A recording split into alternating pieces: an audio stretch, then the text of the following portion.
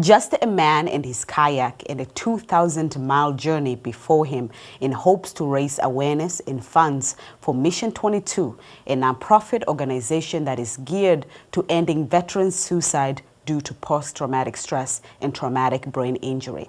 Today in our studios, we have Joseph Mulini, the solo kayaker whose mission was to raise these funds and raise awareness so people can understand what veterans, when they come home, what kind of things they're going through.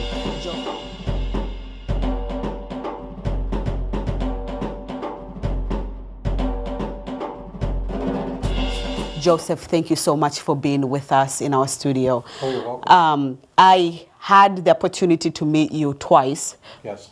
And first was to just meet you to talk about Mission 22 and what you were hoping to gather before your 2,000-mile journey. Then I got to meet you again when you were closer to taking that journey, keep on practicing and so forth. You showed us how you get into your kayak, everything that you're going to need. And you're going to kayak through the East Coast, right? I've extended that. Now I'm doing the East Coast down to Key West, and then I'll continue through the Gulf Coast to Houston. Wow. Now, I'm telling you, I'm not a sport person, and I've tried kayaking before, and it is hard, right? And just to see you, I remember when you were putting the layers of warmth so you could be warm and you can be dry out there. It was a labor of work, but I saw it in you that you believed in this cause. So no matter what you went through, it was nothing because you know this was important. So please tell us a little bit about your journey and your encounters. I started out at Quoddy Head Light in Maine on April 30th. I kayaked for about 2 hours, went through some pretty good waves. I went through some like 3-footers, 4-footers, 5-footers. And I was getting to this cove they call Bailey's Mistake, and there's a story behind that that's really hilarious, but I decided I'd go into the cove and rest a little bit and check all the gear on my kayak and stuff. And I was out by the channel marker, and as I went to turn, I capsized. And I couldn't get the kayak to stay upright. It was my fault. I had it overloaded. I had way too much gear with me and way too much on top of the kayak. And so I wound up calling the Coast Guard. And as you were saying, all the clothing I put on, all the different layers and everything, I had calculated 45 minutes of time in the water at 35 degrees. I was in 38-degree water for an hour before the Coast Guard actually got me. And the second time I capsized, I was close to shore and the water was shallow, so I could just stand up and drag my kayak with me. And then the third time was off Watch Hill, and that was because my rudder developed a problem. And when I went to turn, and I turned the rudder, that's what actually flipped me. And but I had to get rescued twice, the first time and the third time. But I spent about 5 hours in the hospital the first time with mild hypothermia. By the time they got me to an ambulance, my body temperature had come back up a little bit to 94 degrees. And I just looked at the guys in the ambulance. I says, 94, 98, yeah, just warm me up. I'll go back with the Coast Guard. And he says, how old are you? I went, 66. And he goes, no, dude, you gotta go get checked out. Now, tell me, how do you entertain your mind when you're out there by yourself? When you're solo kayaking, you're out there in the ocean, it's definitely, you're concentrating on the water, looking at you're studying the water, studying the currents, knowing which way you want to go. You know, you have to actually be constantly figuring out what track you're taking to get there. When you're camping on islands and stuff, you have to sit there, you're looking at the island before you get there because you got to figure out where you're going to beach on the island.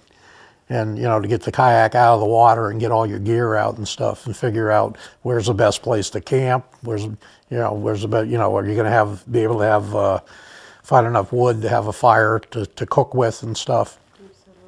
Absolutely. And So you're constantly concentrating on that stuff, and you're looking at the coastline, you're looking at your charts, trying to figure out where exactly you are along the journey. Now, the people you have met, such as the people who came to rescue and so forth, do they ask you why you're out there, what you're doing? Were you able to share with them while you're out in the waters?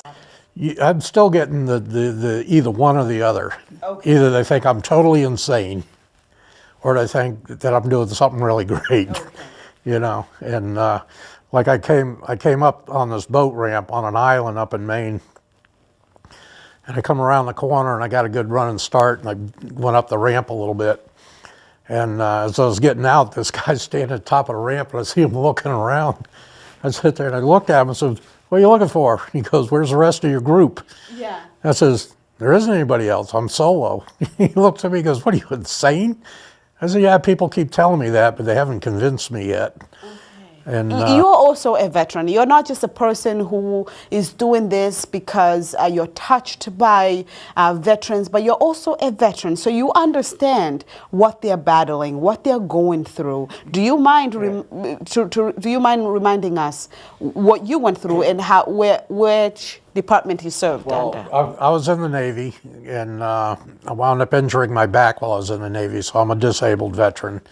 But my PTS isn't from the service. My PTS is from doing underwater recovery for 20 years and a couple other life events. And doing underwater recovery, one of the things you have to do is totally disassociate yourself with death. And I've been off the team for about 20 years now. They just dismantled our team in 2001. And I don't know how to unthrow the switch. And so I'm out there in the water trying to figure it out. Now, going through this journey, meeting veterans, hearing people thanking you, having some time alone out there in the ocean to think, how has that helped you deal with your own anxiety and your own post-traumatic stress? I'm at total peace on the water. And one of the things is I don't have to worry about it. You know, I don't have to worry about my PTS because I don't think I'm going to be in a situation. I don't think I'm going to hear a noise. There's nobody to talk to me, you know, so I'm not worried about triggers while I'm on the water. And so it makes it very peaceful, very tranquil. And that same fear of triggers, you know, to you, you seem to be managing it quite well and you have a good support system around you. But to your fellow veterans whose Mission 22 is geared to help, their triggers, you know, it could be constant. They may not have support system around them, or the anxiety may be so intense that they end up taking their own lives. And this is what, you know, Mission 22 is here to stop. You going through this solo kayaking journey is to raise awareness and funds so you can save and rescue more veterans, because they do not need to take out their own lives. This should not be happening. Yeah, it shouldn't be happening. And one of the things that any veteran listening to this has to realize is we are trained to be strong for ourselves and for everybody around us. And there's a stigma that if you ask for help, it's a sign of weakness. And it's not. It takes a much stronger person to ask for the help and to get it. Now, tell me how successful, well, it is pretty successful, the fact that you were out there and you did your part the best you could do. But how have the community responded to your mission? How supportive were they to you? Most people don't even know it exists. Mission 22, right? Yeah. They don't even know it exists. That's why we're out there trying to spread the word, you know, like I do shows like this. Well, like the other thing people say is that suicide is a selfish act. It's not, because you're not thinking about yourself, you're thinking about everybody else. And your mind is a very powerful tool, and it can work very much for you, like mine does. It helps me out a lot because I'm constantly analyzing everything, or it can destroy you. Very good. So what's next for you? You talked about that the journey has changed, it has gotten longer. So when are you have done 1,000 miles so far, when are we going back to the water? Sometime in April. I had to get a brand new kayak because the old kayak wasn't holding up to the trip, and it took a lot of research and a lot of, and I had to wait till I had the money to sit there and buy the new one because they're not cheap. But I found a company in Minnesota that sort of sponsored me. It wasn't a full sponsorship, but they did the best they could. And I even talked to the owner of the company and told him what I was doing, why I was doing it, and all that stuff. And he sold me a, as he called it, gently used. And when I got the thing, there was only a few scrapes on the bottom of the kayak, and the rest of it was mint. And it had a lot of extras on there that I don't think come with the kayak. I originally was going to stop the mission in Key West, but I was going to continue kayaking because my final destination is just outside Dallas, Texas.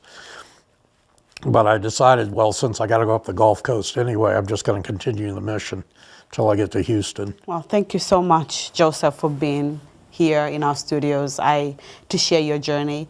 And once again, WCTV will be there to support you in terms of spreading the word, and hopefully more people can get familiarized with Mission 22 and understand what the cause is for, and pretty much support you or support Mission 22 as much as they can. So thank you so much for being in our studio. Yeah, I'm going to be around till April, so if you see me walking around anywhere, see me anywhere, just please come up and ask questions. Very good. Very good. To our viewers, thank you so much for joining us in this program. Once again, I had Joseph Mulini, the solo kayaker whose mission was to kayak 2,000-mile journey in raising awareness and funds for Mission 22. As you heard him, his journey, well, it's no longer 2,000 miles. It's much more than that. So when you see Joseph out there, do stop him, ask him questions, and try to learn as much as you can about Mission 22. Thank you so much for watching from WCTV. I am Queen Banda, and I wish you a wonderful day.